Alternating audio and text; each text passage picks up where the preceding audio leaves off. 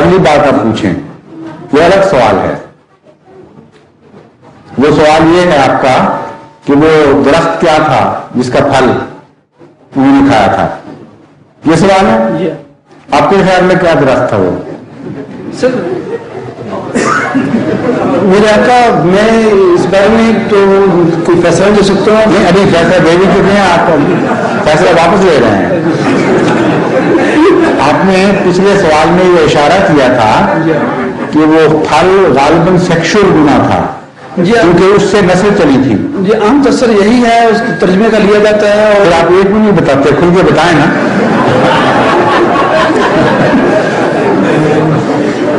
اگر چونکہ اس ترجمے کا عام تصر یہی لیا جاتا ہے تو غلط ہے.